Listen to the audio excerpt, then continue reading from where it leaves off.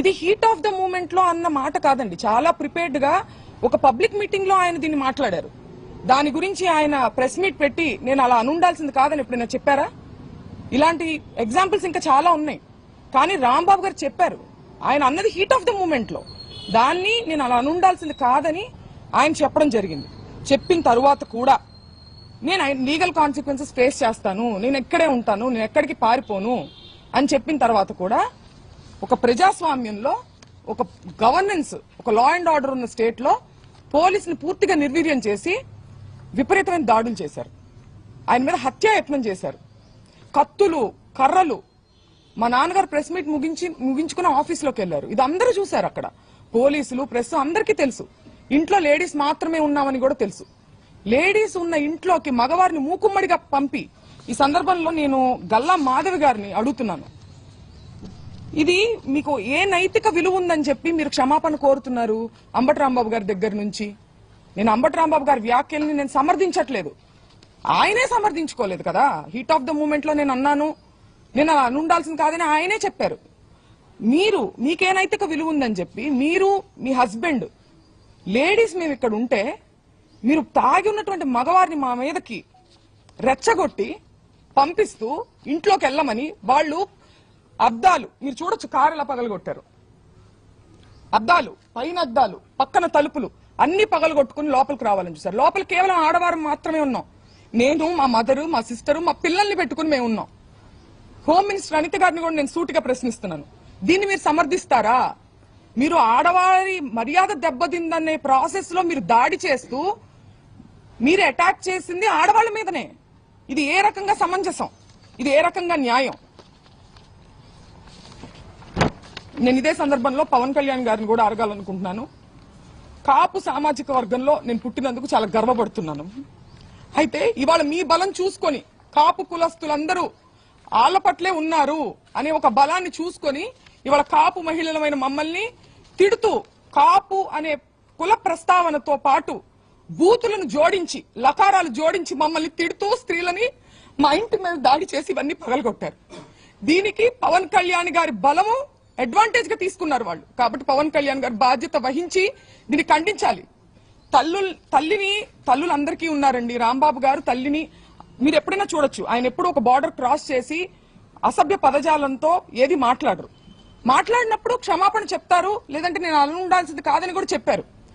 మీ తల్లిని అన్నది ఎవరు? పవన్ కళ్యాణ్ గారు. తల్లులు అనే సాంప్రదాయం ఎక్కడుందో మీ మనసుకు తెలుసు. పురంధేశ్వర్ గారు మాట్లాడుతూ చంద్రబాబు నాయుడు గారు తల్లిని అన్నారని చెప్పి ఆవిడ అన్నారు. నేను చూశాను ఆ వీడియో. నేను ఒక మహిళగా అడుగుతున్నాను, చంద్రబాబు నాయుడు గారు జగన్ గారిని మీ పుట్టుకే తప్పుడు పుట్టుక అని అన్నారు. ఇందులో జగన్ గారి తల్లిని అన్నట్టు కాదా? దీని గురించి ఆవిడ అభిప్రాయాన్ని చెప్పాలి. దీన్ని కూడా ఆవిడ ఖండించాలి కదా.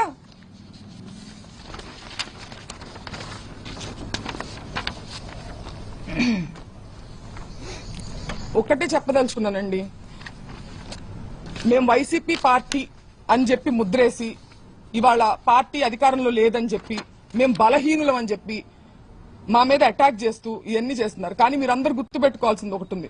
అన్నిటికీ మించి ఇది తిరుపతి లడ్డు విషయం దగ్గర మొదలైంది. మేము అన్నిటికీ మించి మా నాన్నగారు దేవుడు పార్టీ నిజాన్ని మాట్లాడారు.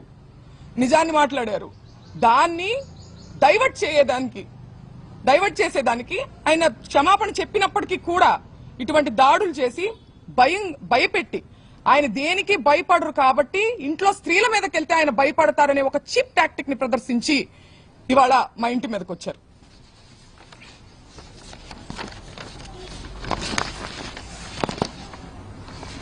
నిజంగా వాళ్ళకి వాళ్ళ తల్లిగారిని అన్నారు అనే కోపం ఉందా, లేకపోతే దాని చాటుగా దాన్ని అడ్డు పెట్టుకొని ఆయన వాగ్దాటితో వాళ్ళు చేసేటువంటి తప్పుల్ని ప్రజల్లోకి తీసుకెళ్తున్నారని ఒక కక్ష సాధింపుగా దాన్ని వంక పెట్టుకుని చేసినట్టుగా అనిపిస్తుందండి.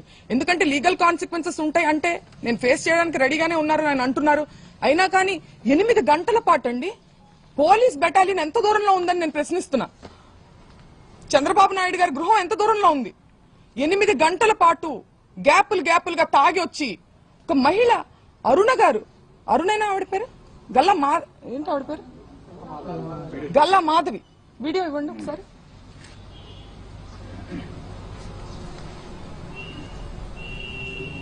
ఈ రోజు మేము ఖచ్చితంగా దాడికి దిగబడ్డాము మేమందరం కూడా. ఈ రోజు మేము ఖచ్చితంగా దాడికి దిగబడ్డాము మేమందరం కూడా. ఈ రోజు మేము ఖచ్చితంగా దాడికి దిగబడిందంట ఆవిడ.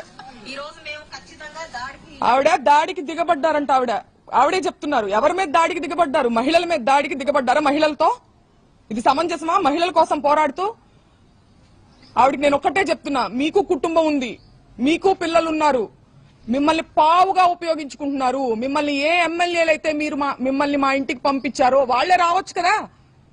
వాళ్ళు రాకుండా మిమ్మల్ని పంపించారంటే మిమ్మల్ని బలి పశువుని చేస్తున్నారు.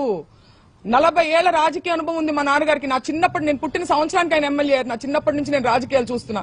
ఎన్నో గొడవలు చూసాం, పోలీసులు చూసాం. కానీ ఇంత నీచమైన రాజకీయాన్ని ఎప్పుడు చూడలేదు. నేను గల్లా మాధవ్ గారికి చెప్తున్నా, మీ కుటుంబం లేదా? మీ భర్తతో సహా వచ్చి స్త్రీల మీద దాడి చేశారే, మీ కుటుంబం లేదా? మీకు పిల్లలు లేరా? మిమ్మల్ని ఎందుకు పంపించారు? మిమ్మల్ని బలి పశువుని చేస్తున్నారు. వాళ్లే రావచ్చు కదా, మిమ్మల్ని పంపించిన వాళ్లే జనాన్ని వేసుకుని రావచ్చు కదా.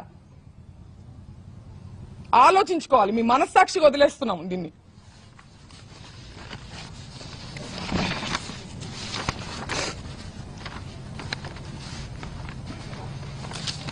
పీకే గారు, పవన్ కళ్యాణ్ గారు చాలా సందర్భాల్లో మహిళల సేఫ్టీ గురించి మాట్లాడడం జరిగింది.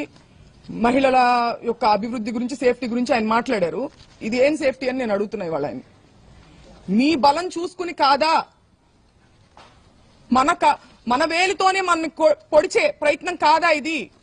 ఒక సెక్టర్ ఆఫ్ మీ కాపులందరూ మీ వైపు ఉన్నారని చెప్పి వాళ్ళకి నచ్చని వాళ్ళని కాపు కులం స్టాంపు వేసి దాడి చేసి మూకుమ్మడిగా, ఇది ఆలోచించుకోవాలి పవన్ కళ్యాణ్ గారు.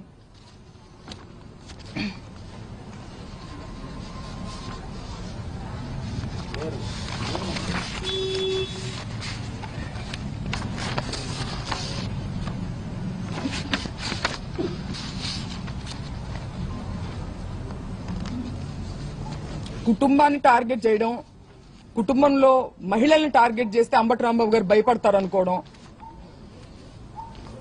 ఆయన దేనికి భయపడట్లేదు. నేను అరెస్టుకు భయపడను, నేను రెడ్ బుక్ కు భయపడను అని ఎందుకన్నారు? ఆ నిజాయితీ ఆయన దగ్గర ఉంది కాబట్టి, ఆయన కరెక్ట్ గా ఉన్నారు అనే నిజాయితీ, ఒక మోరల్ స్ట్రెంగ్త్ ఆయనకు ఉంది కాబట్టి ఆయన కాన్ఫిడెన్స్ చూపించారు.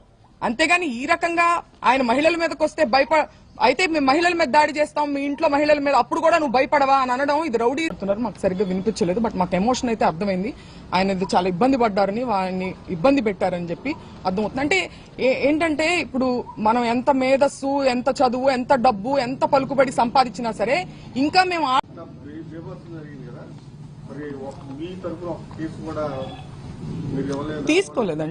తీసుకోలేదు. మేము పెట్టడానికి ప్రయత్నిస్తున్నాం. పెట్టారు ఆల్రెడీ, ఇప్పుడు కూడా మేము పెడతాము. మా మదర్ కూడా సెక్యూరిటీకి ఇమీడియట్ గా 8 గంటల పాటు జరిగిందండి ఇది దాడి. అంటే ఏదో ఒక క్షణంలో వచ్చేసేసి దాడి చేస్తే వెంటనే పోలీసు వచ్చి కంట్రోల్లో తీసుకోలేకపోయారంటున్నా. తీసుకోలేదు. ఎందుకంటే 8 గంటల పాటు జరగదు కదండి. ఒక లా అండ్ ఆర్డర్ ఉన్న స్టేట్ లో ఎంత దూరం ఉంది ఇక్కడ నుంచి? డీజీపీ ఆఫీస్ కావచ్చు, లేకపోతే పోలీస్ బెటాలియన్ కావచ్చు, ఎంత దూరంలో ఉంది? వాళ్ళు కంట్రోల్ చేసుకోవాలంటే కంట్రోల్ చేయొచ్చు కదా. ఆ రోజు దాదాపు పోలీసులు కూడా ఇక్కడే ఉన్నారు. వాళ్ళు ఎంతమంది ఉన్నారో రౌడీలు, పోలీసులు కూడా అంతే మంది ఉన్నారు. ఎందుకంటే కనీసం లాఠీ చార్జ్ చేయడం కానీ ఏమి చేయలేదండి, ఏమి చేయలేదు. మేము వింటూనే ఉన్నాం స్త్రీలందరం. అసలు ఎక్స్పెక్ట్ చేయలేదు కాబట్టి మేము అక్కడే ఉన్నాం, ఖాళీ చేయకుండా మహిళల లోపలే ఉన్నాం. లేకపోతే ముందుగానే వెళ్ళిపోయేవాళ్ళం. రాంబాబు గారు కొన్ని దశాబ్దాల నుంచి ఉన్నారు.